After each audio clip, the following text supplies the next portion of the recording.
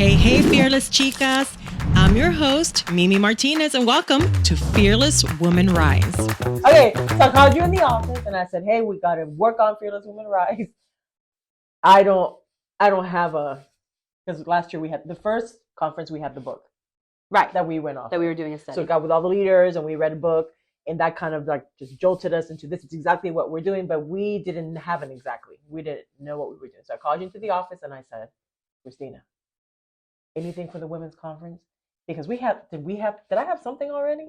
No. In mind? No. And then I asked you and you said, all right, I've been thinking about it. Track with me. Right. I think 2 weeks prior to you asking me, I feel like God put it right in front of me. But one of the biggest things, which I feel like we're going to tackle that weekend too, is believing in what God has given you. Because I think that when we feel like God puts things in our hearts, we always hesitate because we don't think we're good enough to fulfill the purpose that he's given us. Like, am I... Or why would he talk to me about right, that? like out of everybody. And yes, I'm her daughter. But I think that it stems from, yes, I'm your daughter, but there's always this underlying thing, well, because she's done so much, she's accomplished so much, which a lot of women feel like this about women around them, which is also why competition is created. Competition is terrible. Yeah, but go ahead. Between women, but that's a whole nother topic. But I think that I was always hesitant because I would always compare myself to the things that you could do. So I was like, all right, well, this is the bar that's set. Am I ever going to meet those expectations? Like, I'm too little to say what I think. Right, and I'm sure that God's dealing with me on. And I'm sure that there's many women who feel that way, like, I'm too little. They make themselves smaller. Right. Or they live in comparison, which is why they feel like they'll never be enough. Right. Like, I'm not prettier than her, or I don't have the same body, or I don't have the skills. Look at the title she has. I don't have the husband. Right. I don't have the exactly. kids. I don't have the line. A lot of my life was like that, but that's part of my session, so I'm not going to give all that away. So I was in this kind of gray area, was like, I don't know if I should say something, because what if it's not where this is going to go, and then if all of this fails, is going to be blamed on me because I'm the one who gave the idea. And that's such wrong assumption. Right, obviously, but that's what the enemy does to silence you and to not let you. And then I look to you because to me, you're my soundboard. Yeah. And I look to you because I know you have, God gives you a lot of stuff. You're very creative. Yes. You have that gift of being very creative. So I depend on you for that. Oh, I appreciate that. Yeah, I do. It's very nice for you to say. I feel awkward now. Okay. Thank you. Why do you feel awkward? Ladies, it is so hard to receive compliments. If you're out there and you struggle with receiving compliments, you are not alone. I struggle too. And we struggle. You know what? I'm not going to give that either because that's in my session as well. I struggle too, but I love to give them. But anyways. Yes, we love to give them. It's receiving them that's awful. Yeah. Like, you just feel like, stop lying to me. That's where it comes from. But anyway. But I do depend on you creatively, with your creativity. I know that you have a lot of that. And although this is my baby. It is. It is, but I depend on you a lot because you and I really are a great team. We're very similar. You know what I like. You know how I think. The same with you. Yeah. But you just have that creativity just to come up with. Just God gives you that. God gives you the da da da. He lays it out for you, and then from there we take it and we develop it. But and that's what community is looking to other women to fulfill needs that you don't necessarily have. Right, because I didn't have it. Yeah, I didn't have it for the conference. I was like, I don't. Do we need to look for a book? Do we need to look for a thing? And then you develop. So talk about the topic. So they were all sitting in the room, and I walked in, and I was like, well, I have something. Actually, at this table. Yeah, literally right here. This is where all the great ideas and not so great ideas are all hashed out. This is Fearless Women Rise headquarters. Yes, literally.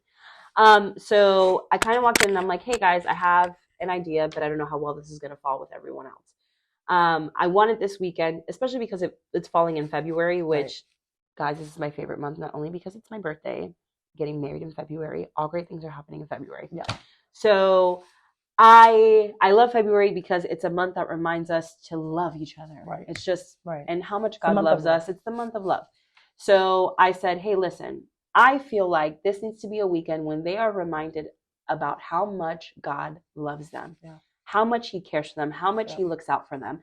Last year was a spa weekend. That's what we kind of refer. Refresh was a spa weekend. Refresh spa weekend. The conference was more internal healing, mental health, dealing with trauma. Yes, that's exactly. Kind of. And then we had a refresh, which was our spa weekend, our refresh weekend.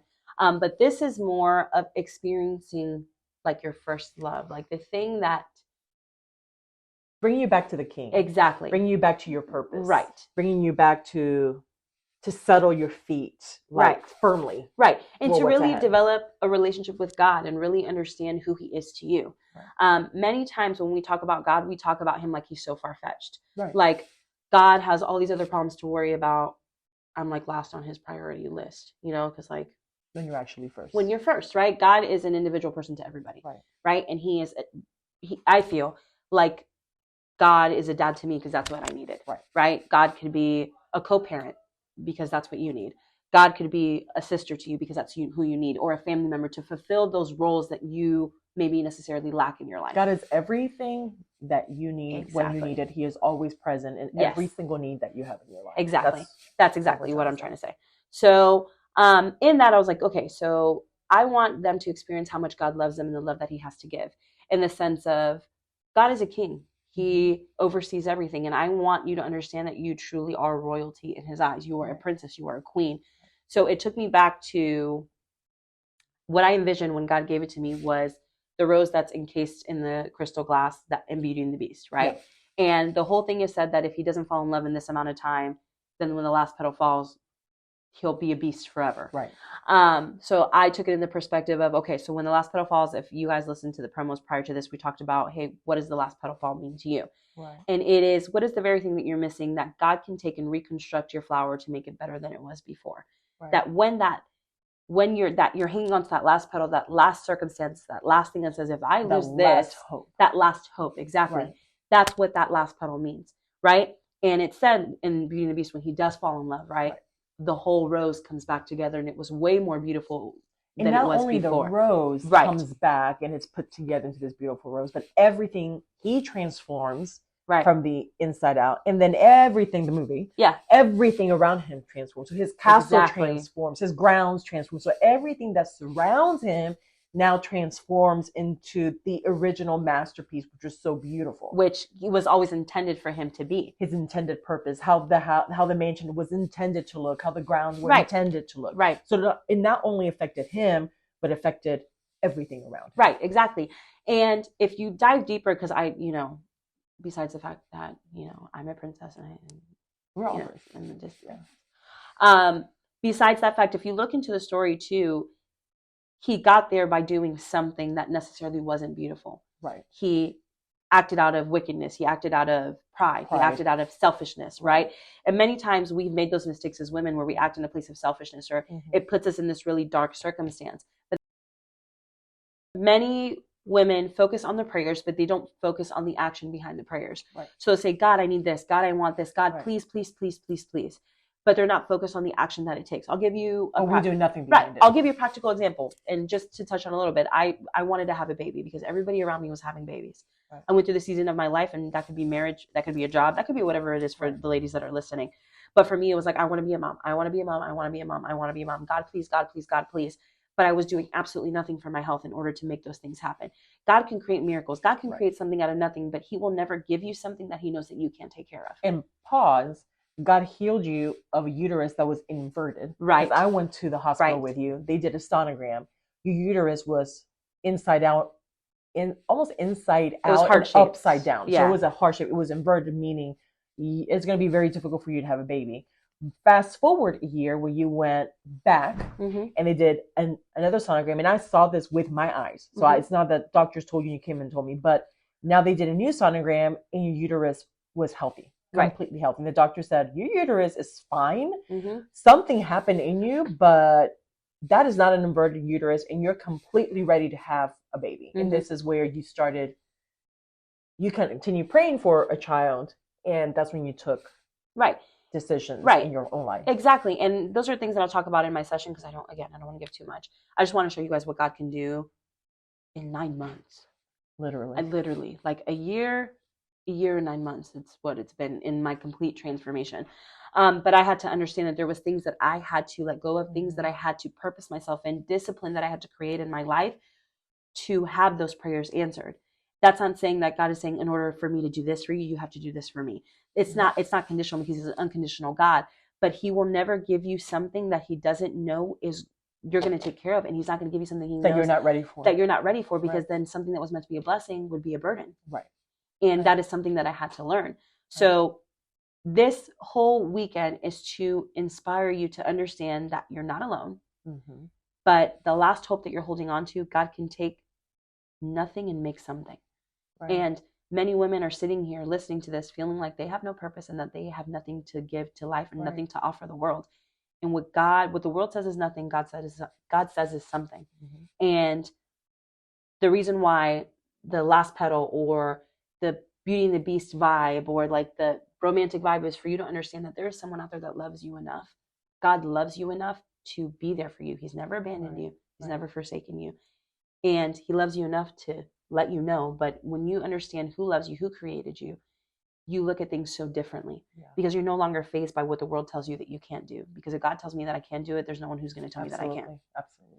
So, yeah. So they need to get here this weekend. Absolutely. It's free. Like, just put clothes on, get here. Mm-hmm. Brush your teeth. This is really important. But get here. Right.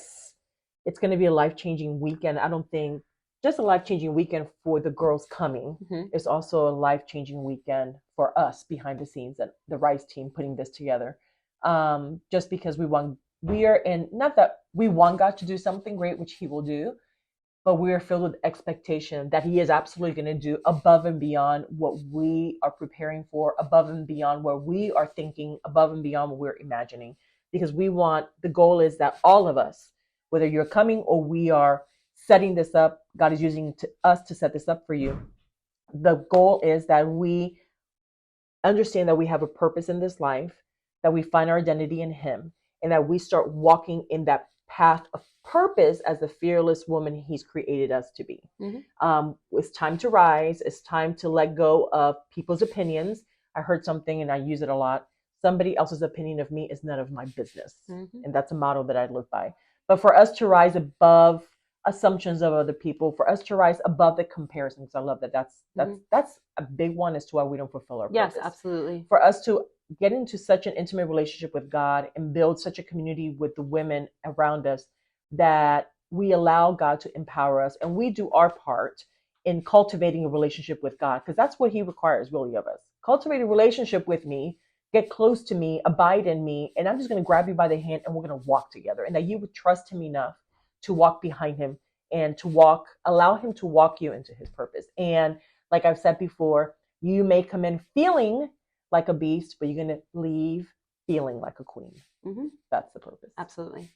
Hey, ladies. Well, welcome to our Fearless Woman Rise video podcast. So up to today, we have been doing all of your podcasts on audio. I don't know if you've heard the podcast or not, but God has shifted me and shifted us. So from being comfortable, now we're jumping into being highly uncomfortable, because I would record for you from the comfort of my studio in my home in my PJs, and all you would hear was my voice. And now you get me live and in camera, and I have to have my hair done for you, my makeup done for you. So it's absolutely interesting. So I don't know if you just saw a snippet of me and Christina. We were doing a promo, and it all got recorded on video. Of course, that's how we do our promos. And from there, the video podcast kind of was born. So what we did for you doesn't have the background that you see me in now, or the nice microphone that you see me talking in now, but this is kind of what you will see from now on our video podcast. We are excited for this new phase of the podcast. We are excited that it's 1 year and we've already diving into this next season of this podcast with you, as God has asked us to do. So I hope that you will stick around. I would love to hear your feedback with these video podcasts. Is it better than our audio? How do you feel about it? It certainly will be more personable, I believe, to do these podcasts for you on video. I want you to feel like you can just pull up a chair in our conversation, just join us in, and just feel like you're more involved, to have an intimate time with us girls as we talk. So Please share with your girlfriends the podcast, the video podcast. The first one that's going to come out on video podcast is February 23rd. You're not going to want to miss it. We're going to have a lot of fun around the table just talking about a race that's coming up that we are absolutely nervous about. And you're going to hear from me, from Naysha, and from Christina. Just a bunch of great stuff. So stick around, share our podcast. We cannot wait to hear from you. If you like it, don't like it, we always love to get your messages. So guys, get ready for the next season of Fearless Woman Rise podcast. We're still on season 2. We're not even at season 3, but for this next phase in our season 2, we are excited to be able to share this with you. And remember, don't just survive, but live and be fearless. Love you guys.